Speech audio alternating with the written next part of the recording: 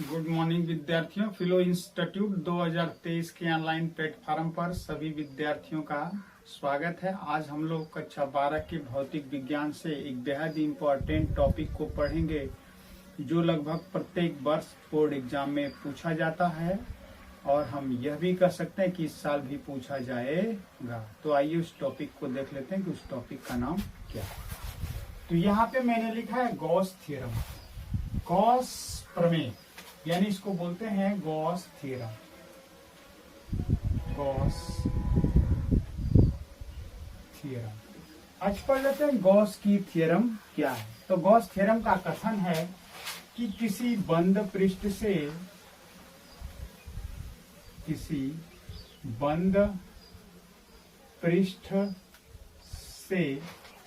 गुजरने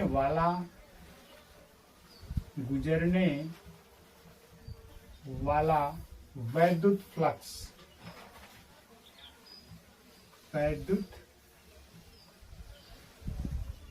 फ्लक्स उस पृष्ठ से परिबद्ध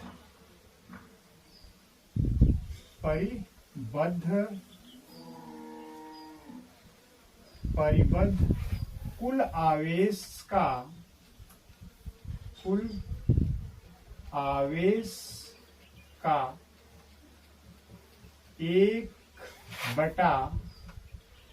1/ε0 गुना होता है, जहां ε0 निर्वात की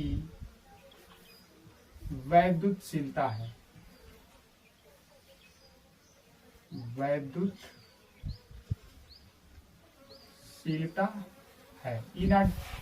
निर्वात की वैद्युतशीलता है, या तो हम इसको कहें तो फाई ई ऐसे लिखेंगे, फाई ई बराबर Q बटे ε0।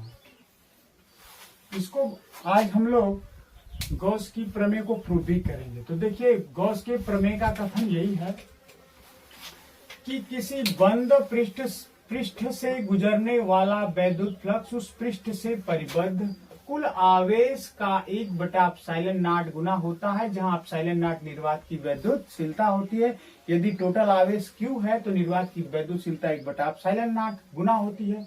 यानी यहाँ पे लिखेंगे फाई ई बराबर, इसको हम ऐसे लिख सकते हैं कि ये Q और 1/ε0 गुना, और जब इसका गुणा होगा तो आएगा Q/ε0 गुना, यानी पाई ई बराबर Q बटे ε0 गुना। ये गॉस की प्रमेय का कथन है। और हम इसके अब थोड़ा अगले टॉपिक पे चलेंगे कि गॉस के प्रमेय को प्रूफ कैसे करेंगे और इसको मैथमेटिकली रूप से कैसे प्रूफ कर सकते हैं, कैसे इस कथन को सिद्ध करते हैं कि पाई बराबर Q बटे ε0 किस प्रकार आएगा।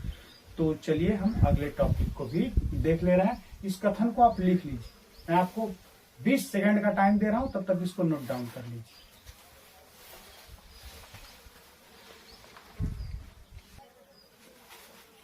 तो आइए, गॉस थ्योरम, गॉस प्रमेय की उत्पत्ति, यानी Gauss proof of Gauss theorem, कैसे इसको मैथमेटिकली रूप में प्रूफ करेंगे। तो मैं एक डायग्राम के माध्यम से इसको प्रूफ करूंगा।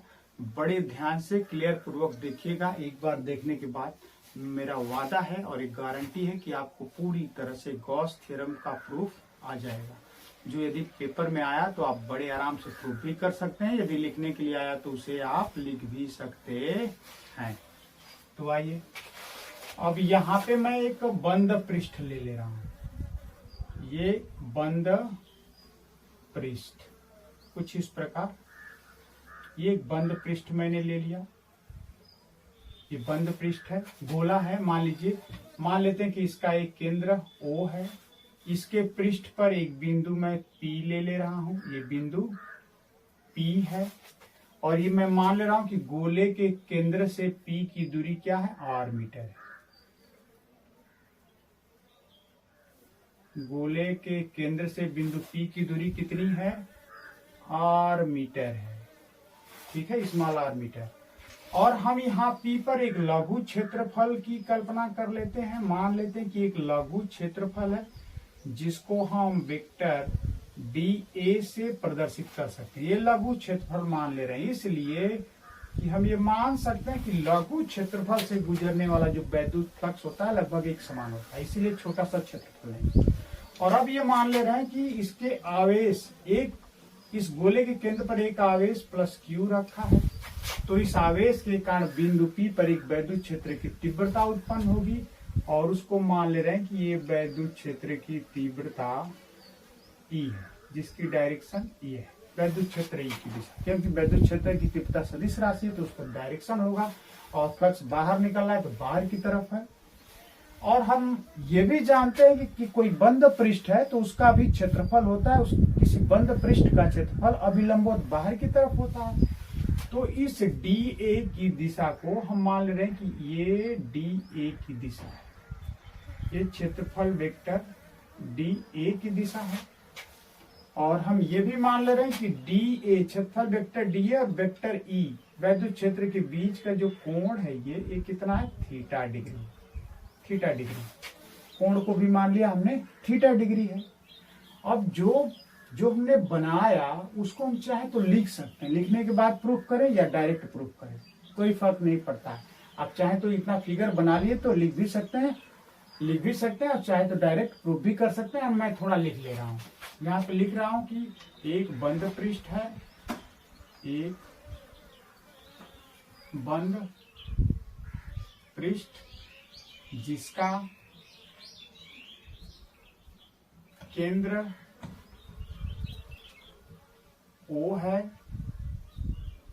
इसके पृष्ठ पर एक बिंदु P है जिसका केंद्र से दूरी r मीटर है, और इसके केंद्र पर एक आवेश प्लस Q रखा है। ये हमने लिख लिया, जो बनाया मैंने उसी को लिख लिया कि एक बंद पृष्ठ जिसका केंद्र O है, इसके पृष्ठ से एक बिंदु P है जिससे केंद्र की दूरी r मीटर पर एक बिंदु P है, ठीक है, और इसके केंद्र पर एक आवेश प्लस Q रखा है। तो इस आवेश का यहाँ वैद्युत क्षेत्र की तीव्रता निकालेंगे। यहाँ पे लिखेंगे कि बिंदु आवेश Q के कारण, आवेश प्लस Q के कारण P बिंदु पर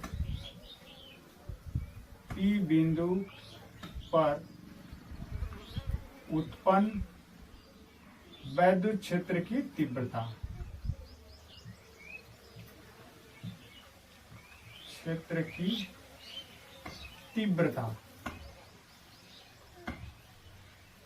जब तीव्रता E का मान निकालेंगे तो E बराबर, क्योंकि किसी बिंदु द्वारा उत्पन्न वैद्युत क्षेत्र की तीव्रता का सूत्र होता है 1/4 pi epsilon not Q by R square, और इसको इक्वेशन 1 में कर ले रहा हूं।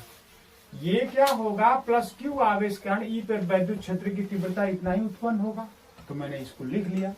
अब क्या करेंगे कि इस वैद्युत क्षेत्र के कारण इस छोटे से क्षेत्रफल DA से गुजरने वाला वैद्युत फ्लक्स निकालेंगे, इस छोटे से क्षेत्रफल से गुजरने वाला वैद्युत फ्लक्स। तो यहां पर लिखेंगे लघु क्षेत्रफल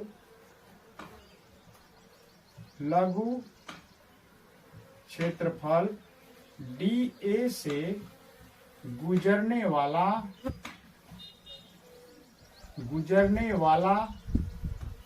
वैद्युत फ्लक्स।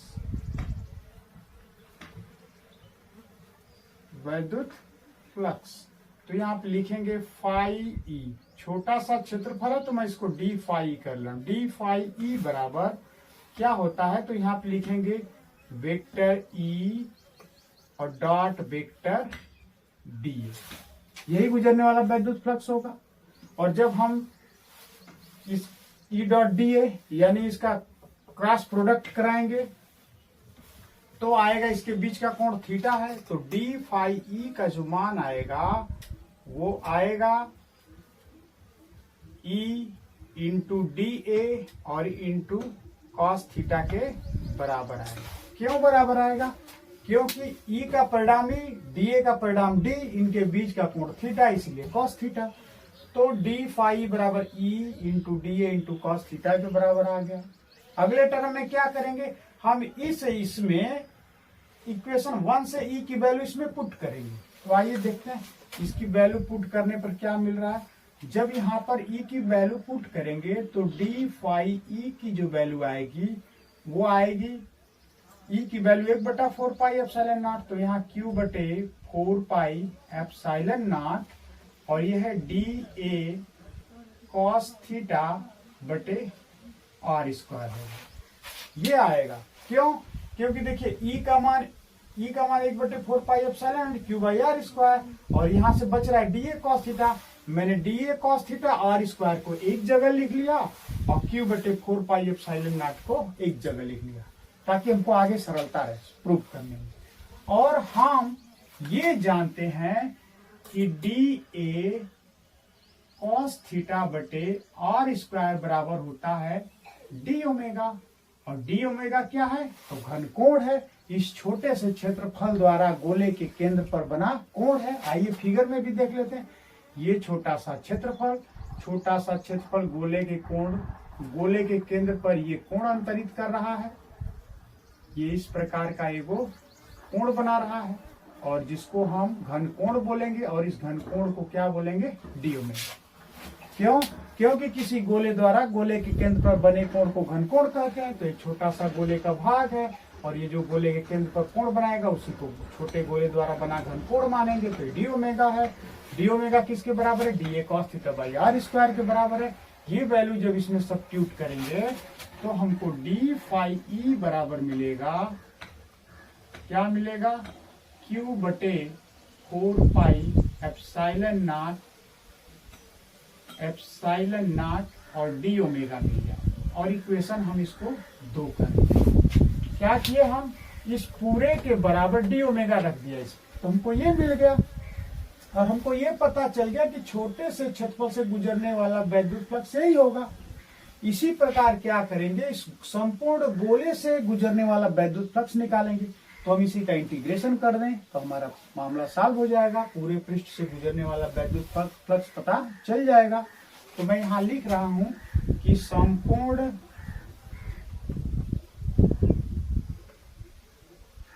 पृष्ठ से गुजरने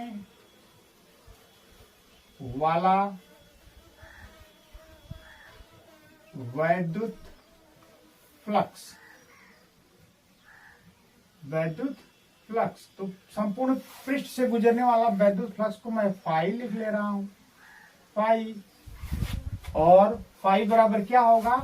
यहाँ पे लिख सकते हैं कि गोला बंद है तो क्लोज इंटीग्रेशन साइक्लिक, और यहाँ पे लिख देंगे डी फाई ई लिख सकते हैं, क्योंकि इस छोटे से क्षेत्रफल से गुजरने वाला वैद्युत फ्लक्स पता है। तो उसी तरह हम बड़े, ये गोला भी बड़ा है तो बड़े गोले से निकलने वाला वैद्युत फ्लक्स निकालेंगे। तो मैंने इसका क्लोज इंटीग्रेशन का मतलब कि पृष्ठ परिबंध है, इसका समाकलन कर दें। तो इसमें मैं क्या कर दूं? डी फाई की वैल्यू पुट कर दूं। तो क्लोज इंटीग्रेशन डी फाई की वैल्यू है Q बटे 4 पाई एप्सिलॉन नॉट और डी ओमेगा। और हम क्या करते हैं, इंटीग्रेशन में जानते हैं कि जितनी कांस्टेंट राशियां हैं उनका इंटीग्रेशन होता नहीं है, उसको इंटीग्रेंड से बाहर कर देते हैं। तो इनको इंटीग्रेशन के बाहर लिख लेंगे। तो हमारा फाई, इसको फाई ई से डिनोट कर दे रहे हैं। फाई ई बराबर क्या आएगा कि Q बटे 4 पाई एप्सिलॉन नॉट, ये बाहर क्योंकि सब कांस्टेंट है, Q भी कांस्टेंट है, 4 पाई भी कांस्टेंट है, एप्सिलॉन नॉट भी कांस्टेंट है। यहाँ पे क्या बच जाएगा? डी ओमेगा बच जाएगा। और डी ओमेगा का हम कर देंगे इंटीग्रेशन करेंगे तो डी ओमेगा एक घन कोण है, और एक घन कोण कितने के बराबर होता है? तो 4 पाई के बराबर होता है। यहाँ पे लिख सकते हैं कि डी ओमेगा बराबर 4 पाई। क्योंकि एक घन कोण का मान 4 पाई होता है। तो ये वैल्यू इसमें जब सब्स्टिट्यूट करेंगे तो फाई ई बराबर आएगा क्यू बटे 4 पाई इंटू एप्सिलॉन नॉट और यहाँ पे आएगा 4 पाई। तो 4 पाई से 4 पाई कैंसल हो जाएगा और हमारा बचेगा फाई ई बराबर क्यू बटे एप्सिलॉन नॉट। और ये क्या है, गॉस के प्रमेय का मैथमेटिकली रूप है जिसको हमने प्रूव किया। क्या किया, प्रूव्ड कर दिया, ये प्रूव हो गया। तो हम गॉस के थ्योरम को इस प्रकार प्रूव कर सकते हैं बड़े इजी तौर में, और ये पेपर में आएगा सर्टेन, इसलिए आप लोग इसको ध्यान से पढ़ लीजिए। एक बार मैं पुनः इसको दोहरा दे रहा हूं। सबसे पहले क्या करेंगे, एक डायग्राम यानी एक बंद पृष्ठ लेंगे, उसका केंद्र O मानेंगे, गोले के पृष्ठ पर एक बिंदु P लेंगे और जिसकी दूरी क्या होगी, केंद्र और पृष्ठ से बीच की दूरी R होगी, और इसके केंद्र पर एक प्लस आवेश Q रख लेंगे जिसके कारण बिंदु P पर उत्पन्न वैद्युत क्षेत्र की तीव्रता E होगी, और एक लघु क्षेत्रफल की कामना करेंगे जिसका क्षेत्रफल वेक्टर dA होगा। E और dA के बीच का कोण क्या है, थीटा। अब यहाँ इस Q आवेश कारण यहाँ पे वैद्युत क्षेत्र की तीव्रता उत्पन्न होगी, तो जिसका परिमाण ये होगा E बराबर 1/4 pi epsilon not Q by R square. और हम क्या करेंगे कि इसके बाद ये लघु क्षेत्रफल से गुजरने वाला वैद्युत फ्लक्स जब निकालेंगे तो लघु क्षेत्रफल dA से गुजरने वाला वैद्युत फ्लक्स d फाई क्या आएगा, वेक्टर E डॉट dA आता है। E का परिणाम E, dA का परिमाण d और एक cos थीटा, इनके बीच का कोण। तो ये हमारा गुजरने वाला वैद्युत फ्लक्स हो गया। इसमें हमको समीकरण 1 से E की वैल्यू इसमें पुट कर दिए तो हमको ये वाला इक्वेशन मिल गया। और ये वाली इक्वेशन में हम क्या करेंगे, dA cos theta r square बराबर d ओमेगा रखेंगे। हम जानते हैं कि इस छोटे से भाग द्वारा गोले के केंद्र पर बने कोण को d ओमेगा घन कोण के नाम से जानते हैं।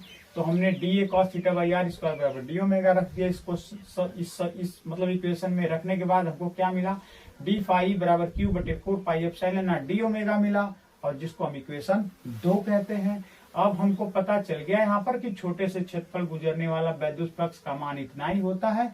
इसी प्रकार हम संपूर्ण गोले से गुजरने वाला वैद्युत फ्लक्स इसका इंटीग्रेशन करके प्राप्त कर सकते हैं। तो अगले टर्म में मैंने क्या किया, फाई बराबर क्लोज इंटीग्रेशन, इसको इंटीग्रेशन साइक्लिक भी पढ़ते हैं, डी फाई का वैल्यू पुट किया तो क्या मिला, क्लोज इंटीग्रेशन Q बटे 4 pi epsilon not d omega.